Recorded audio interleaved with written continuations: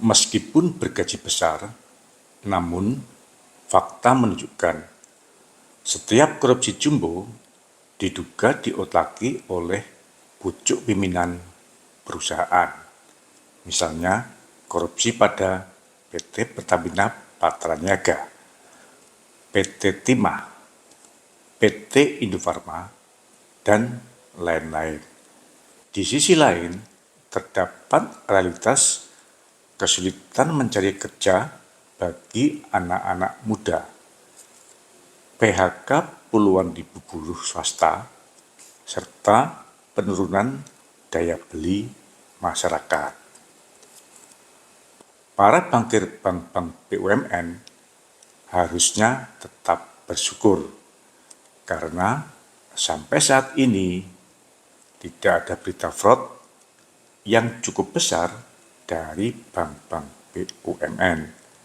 Meskipun ke depan bank-bank BUMN tersebut sedang mengalami ancaman risiko intervensi atas penyaluran kredit dari stakeholder, di antaranya rencana program pembiayaan 3 juta rumah per tahun. Padahal terbukti kinerja Bank BTN yang fokus pada pembiayaan perumahan ini paling buruk di antara bank-bank BUMN lainnya. Rencana penyaluran pembiayaan kepada 7.100 koperasi merah putih dengan total perkiraan kredit sebesar 400 triliun rupiah. Padahal sampai saat ini koperasi merah putihnya masih bayi atau bahkan masih banyak yang belum lahir. Tentu demi keamanan posisi jabatan, para bankir BUMN tetap merespon dengan mulut manis atas ide pembiayaan koperasi merah putih ini. Meskipun dalam sejarah perkreditan, secara teknis bank tidak akan layak untuk membiayai bayi yang baru lahir dan belum mempunyai catatan kinerja masa lalu, kecuali kredit atas jaminan tunai atau deposito yang diterbitkan oleh bank-bank tersebut sendiri. Padahal saat ini kualitas kredit bank-bank BUMN dalam posisi yang cukup bagus. Bank-bank BUMN mampu menjaga posisi tingkat kredit macet atau NPL yang cukup rendah. Bahkan ada yang lebih rendah dari NPL Bank Cari Aman yang terkenal sangat konservatif dalam menyalurkan kredit. Namun, di tengah-tengah kebanggaan terhadap bank-bank BUMN tersebut, pembusukan moral justru terjadi pada pimpinan puncak bank-bank BUMN ini, yaitu pada direksi dan komisaris dari bank-bank BUMN tersebut. Bagaimana tidak, di ujung masa jabatannya sebagai direksi dan komisaris dengan kinerja yang terburuk, direksi dan komisaris bank-bank BUMN justru mencoba mengambil kesempatan untuk mengeruk keuntungan dari bank secara tidak wajar, jauh di atas kinerja dari bank-bank yang dipimpinnya. Tentu hal ini merupakan bentuk pengkhianatan kepada pegawai-pegawai bank yang dipimpinnya, yang ke depan akan dapat merusak engagement atau kepedulian pegawai terhadap institusi yang saat ini sudah cukup bagus. Juga merupakan bentuk pengkhianatan kepada para pemegang saham yang saat ini sedang boncos parah dengan tren harga saham yang masih menurun cukup tajam. Apakah kebusukan moral direksi dan komisaris bank-bank BUMN ini akan mendapat persetujuan dari pemerintah sebagai pemegang saham pengendali yang mewakili seluruh rakyat Indonesia yang sedang dilanda berbagai kesulitan ekonomi pada saat RUPS mendatang, atau beranikah wakil-wakil pemerintah sebagai pemegang saham pengendali dalam RUPS nanti membuang ke laut para direksi dan komisaris yang bermental culas dan minim empati ini, atau telah terjadi agensi konflik untuk kepentingan para pihak yang terlibat, meskipun tentu hal ini sangat merugikan pemegang saham yang sesungguhnya, yaitu seluruh rakyat Indonesia. Selamat datang di Investor Level C. Kami coba sharing aspek fundamental dari sisi yang berbeda dan dengan cara yang beda, agar teman-teman bisa tetap tidur tenang meskipun banyak badai di bursa. Tonton sampai habis ya. Semangat sehat teman-teman investor level C, investor yang fokus pada karakter pemegang saham pengendali. Ada kabar baik apa hari ini?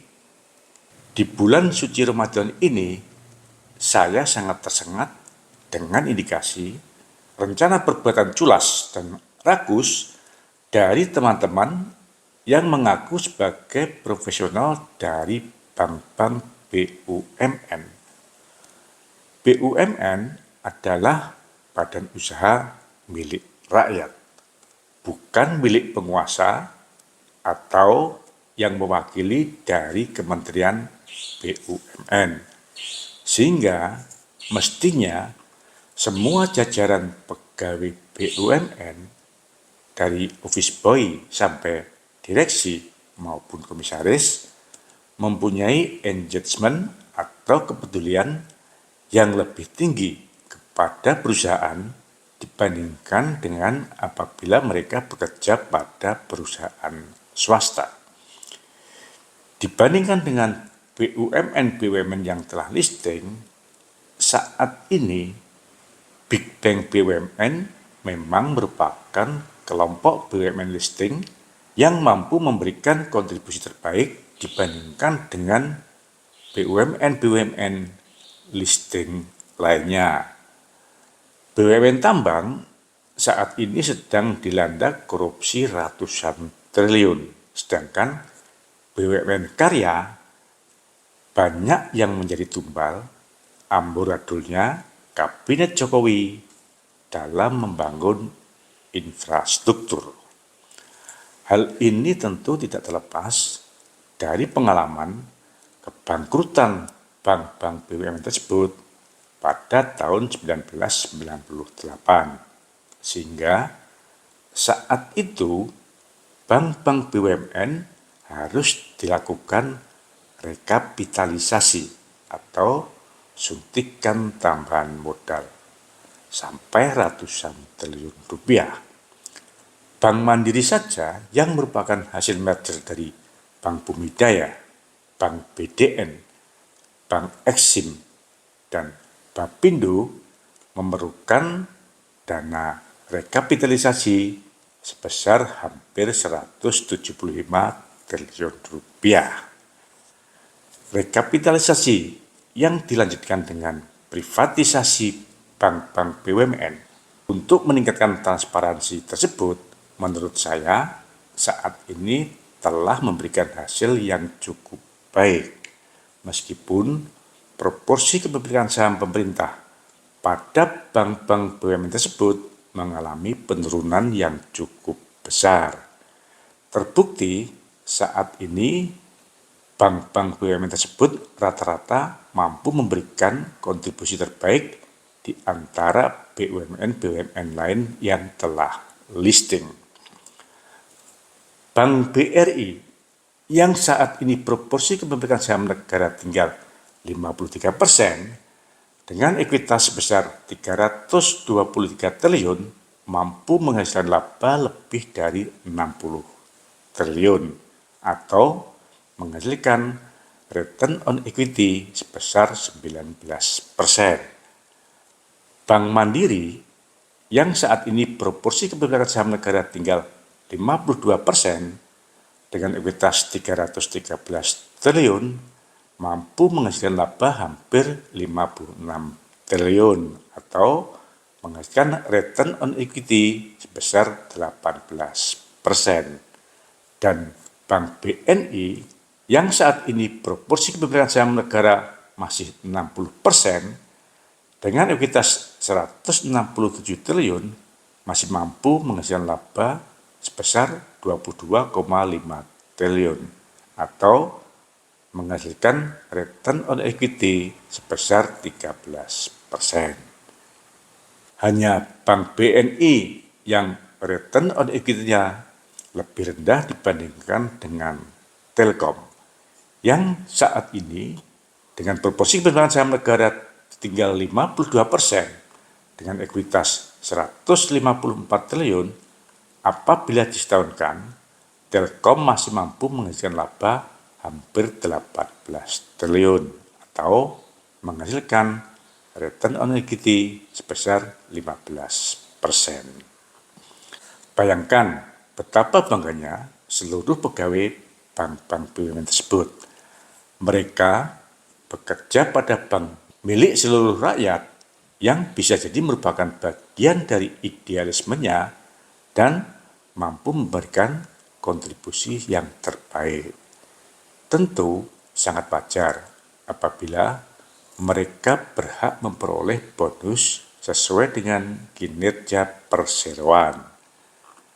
Namun, kebanggaan tersebut justru dirusak oleh kebusukan moral para pimpinan puncak bank-bank BUMN tersebut, yaitu direksi dan komisaris, yang patut diduga mengambil kesempatan untuk mengeruk keuntungan dari bank secara tidak wajar di ujung masa jabatannya sebagai direksi dan komisaris, meskipun dengan hasil kinerja yang terburuk sepanjang masa jabatannya.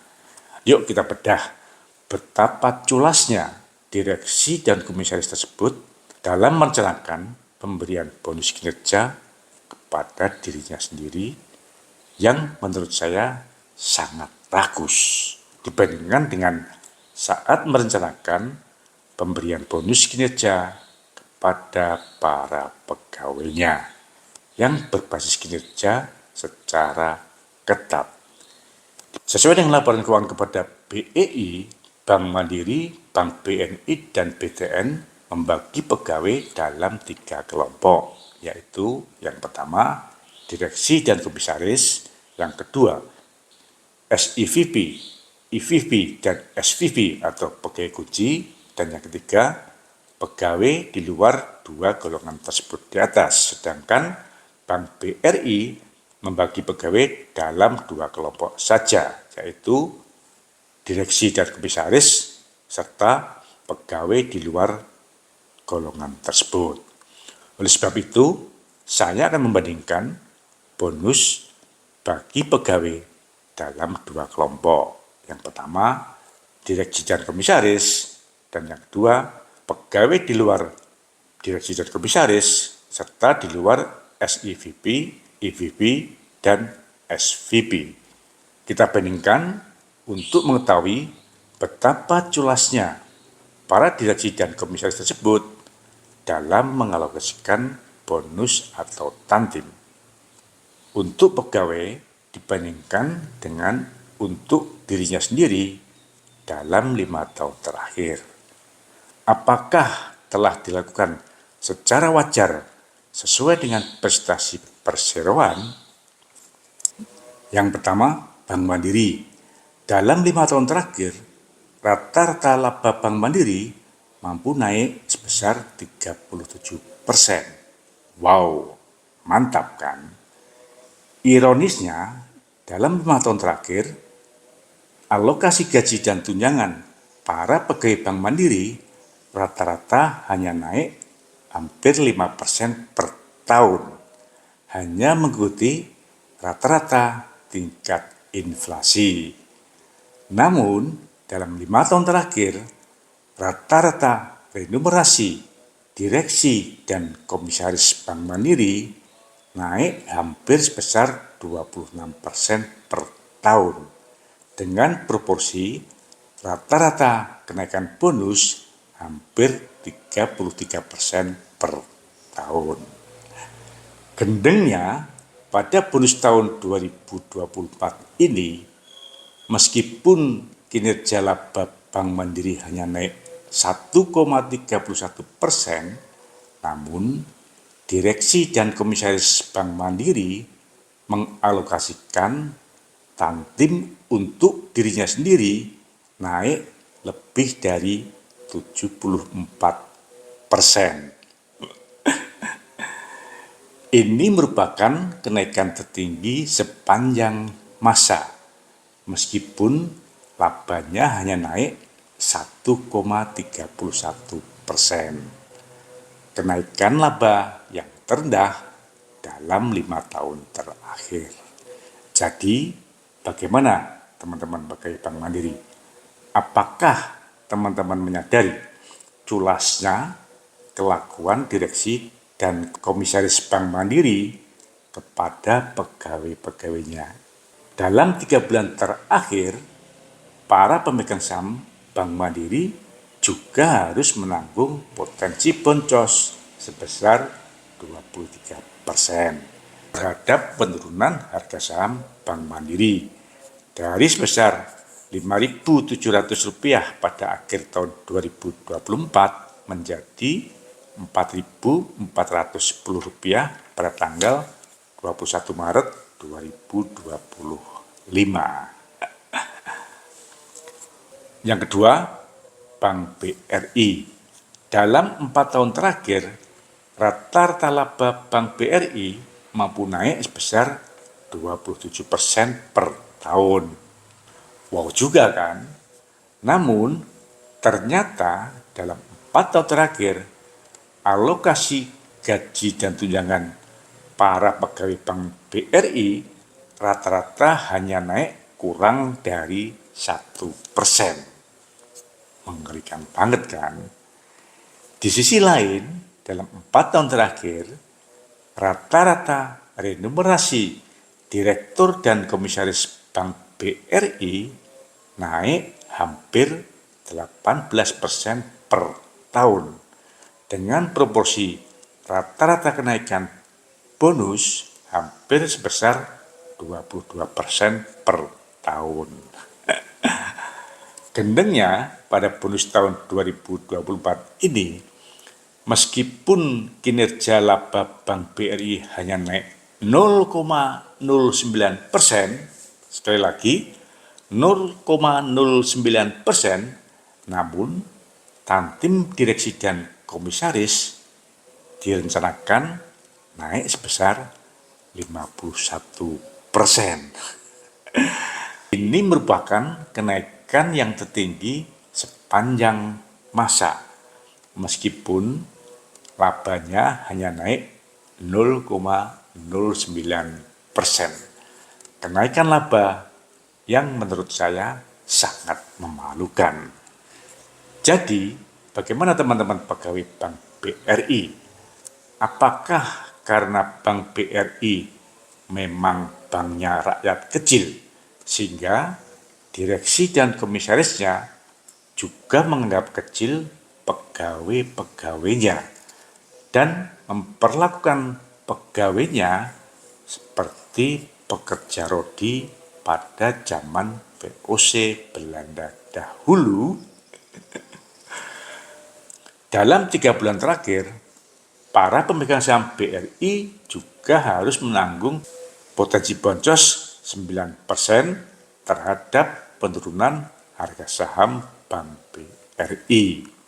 Yang ketiga, untuk Bank BNI, Dalam 5 tahun terakhir, rata-rata laba Bank BNI mampu naik sebesar 83% per tahun. Wow banget nih. Namun, itu bohong. Karena pada tahun 2020, Bank BNI mengalami penurunan laba yang sangat besar. Dari sebesar 15,3 triliun pada tahun 2019 menjadi hanya 3,2 triliun pada tahun 2020 atau turun sebesar 79%. Akhir tahun 2020 adalah saat pertama Royke Tumilar menjabat sebagai Direktur Utama Bank BNI. Royke Tumilar mungkin banyak belajar dari SPBU Pertamina yang selalu mulai dari nol. Jadi sebenarnya pada masa Royke Tumilar baru pada tahun 2023 laba Bank BNI mampu melebihi kembali laba Bank BNI pada tahun 2019. Artinya perlu waktu 4 tahun bagi Bank BNI untuk kembali dari kerugiannya pada tahun 2020. Dalam 5 tahun terakhir, alokasi gaji dan tunjangan para pegawai Bank BNI rata-rata naik 8,5% per tahun. Ini merupakan yang terbaik dibandingkan dengan bank BUMN lainnya.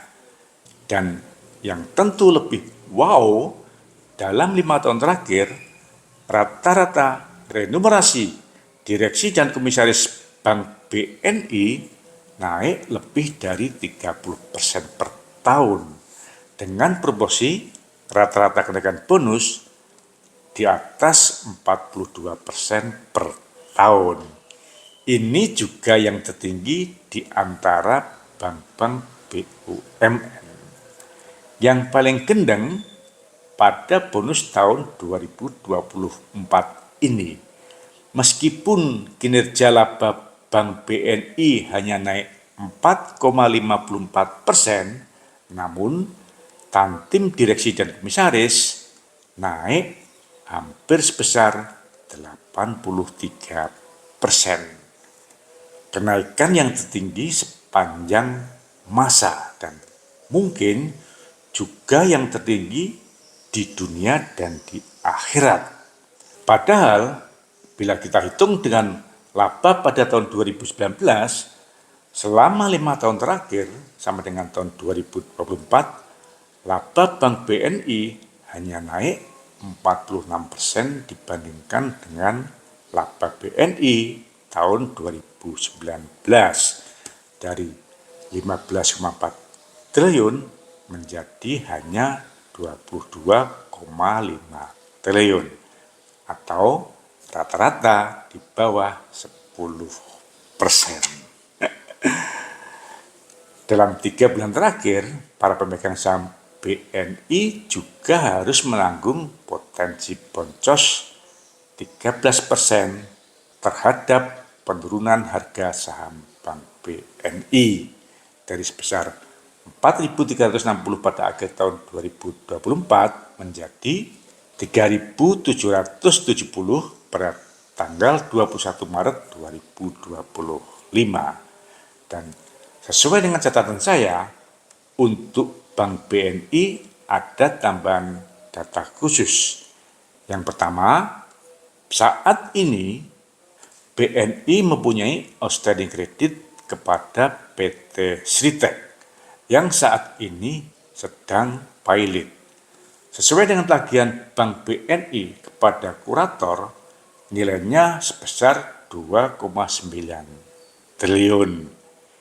Ini berarti meningkat sebesar 600% dibandingkan dengan posisi kredit dari Bank BNI yang dilaporkan oleh Sritek pada laporan keuangan Sritek tanggal 30 September 2024 yang melaporkan hanya sebesar 400 miliar rupiah.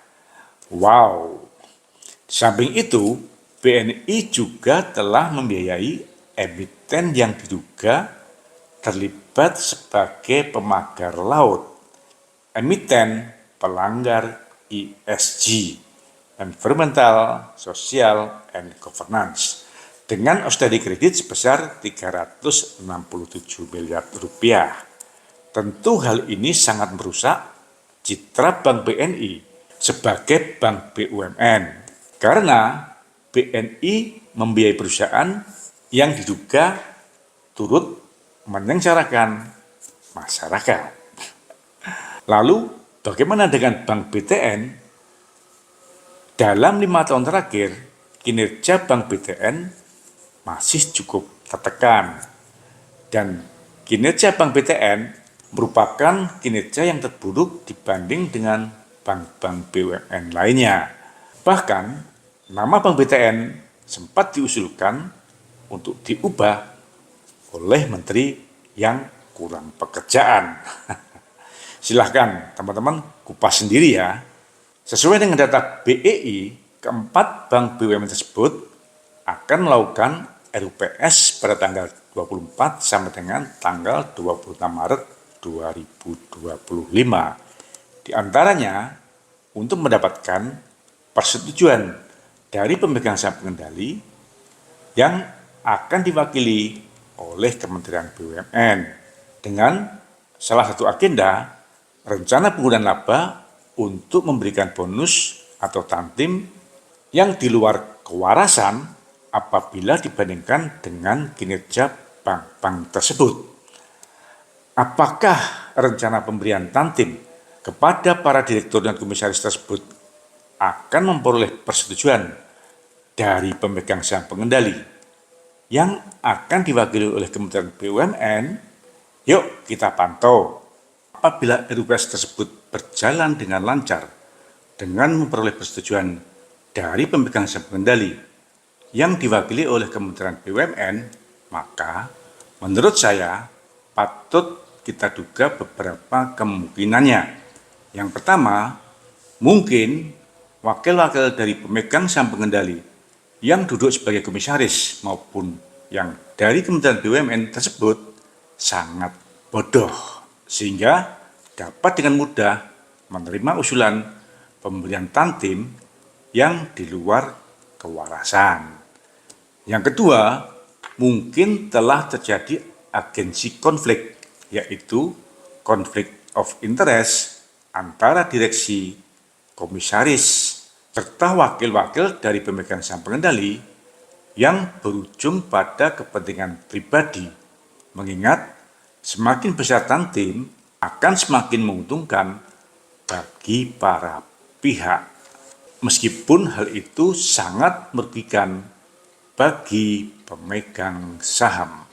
Dan yang ketiga, mungkin terdapat biaya yang sangat besar untuk menjadi direksi dan komisaris BUMN, sehingga memaksa para direksi dan komisaris untuk tega berbuat culas tanpa rasa malu kepada karyawan lain dan kepada seluruh rakyat Indonesia sebagai pemegang saham pengendali.